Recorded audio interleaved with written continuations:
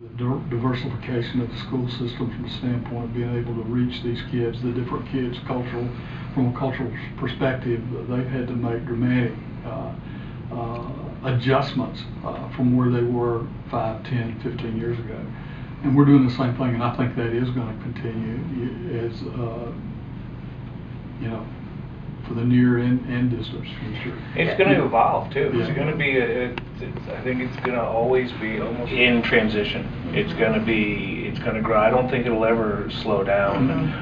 It'll change pace and things like that, but I think you just see a more diversification, and the growth will vary during the times.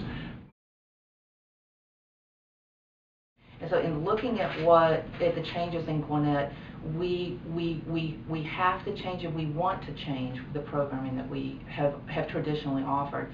And I think of 3 specific examples. In 2 years ago, we had for 9 months a wonderful exhibit of African art and artifacts that took up the majority of the building, and it was an opportunity for people that had that heritage to experience it, and people that didn't have that cultural heritage to see it and experience it in a way they couldn't. In our classrooms, we now offer several classes in the Korean language. That is a change in this population.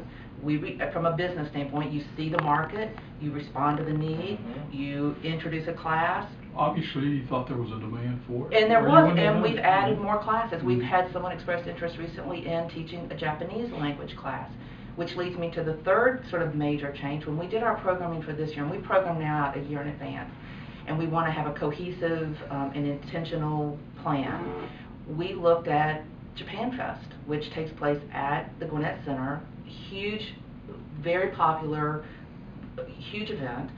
We intentionally chose a Japanese American artist's work to be here concurrent with that, or that would happen at the same time.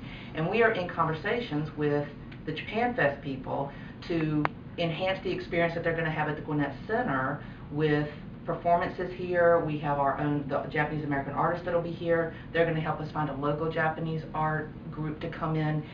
So I think that speaks also to the partnership. You know, we're separate, but we want to work together. So this major event of Japan culture, we have now brought in as part of our programming for this year. And I do see that this will just continue.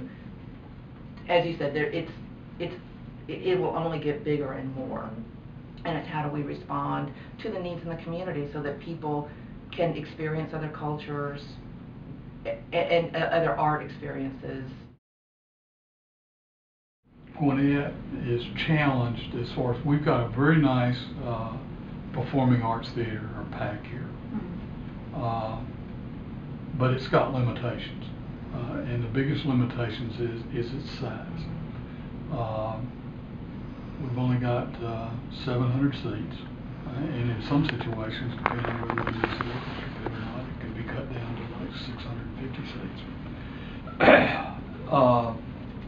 And that makes it, because of that size, makes it very difficult from a financial model, because you don't have the tickets, the seats to sell that a lot of other communities might have, to be able to generate the types of revenue needed for that specific program, whether it's ballet or whether it's music or whatever, to generate the cash flow that it needs to. You can't be totally dependent on